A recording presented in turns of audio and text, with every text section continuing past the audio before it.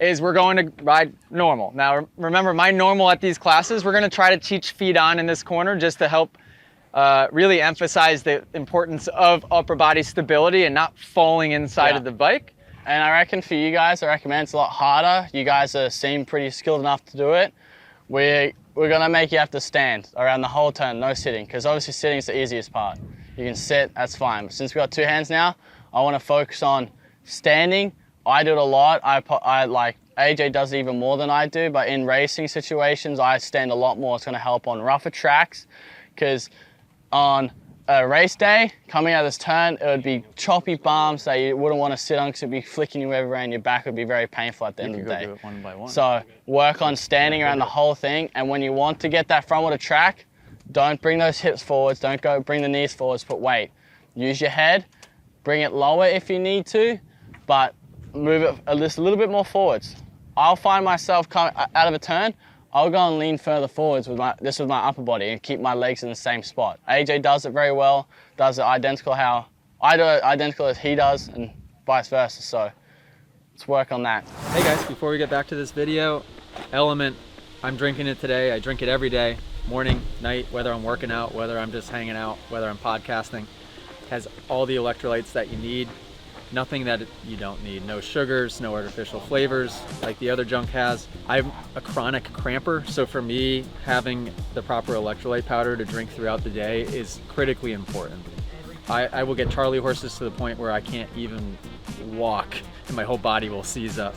Go to drinklmnt.com/AJCat330 where you can try 8 of their flavors for free with your order. They're a huge supporter of our channel, huge supporter of the podcast as well. Show them some support. You can't buy it in stores, so make sure you go to that link, drinklmnt.com/AJCat330. I got a question about view, and I know it's probably me, Okay. but at what point when I come in, should I be looking towards the middle, towards the end of the turn? So that varies based on the turn, right? This is a pretty tight corner, so your vision is naturally going to be a little bit further in. It's even different than if you're hitting this outside line as opposed to the inside, but I'll walk you through where I'd be looking in real time around this inside rut. So when I'm here, actually, Jet, can I use you as the spot where I'm looking? So go stand in the rut and come all the way, keep coming towards me, keep going, right there. When I'm here, and Jet, at any point, if you would disagree, let me know. I'm looking right where his feet are. No, I'm joking.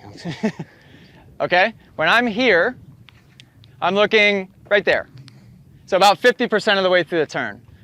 When I'm here, I'm looking right about there. So 60 to 70% of the way through, give or take. When I'm 50% of the way through, I'm looking right about there. And now when I'm here, I'm looking pretty much, I look there, but I'll scan the whole takeoff, right? Once you get like to where he is now, you're already on the exit, so you're already looking above. Like AJ said, you probably scan up. I do it. I'll scan up the whole up ramp in case, say, this was a bigger rock, for example. If it was a bigger rock, okay, I scan through, I see that. So then I'll probably go back to where I would normally look, figure out where what I can turn off, where I can get away from hitting that rock.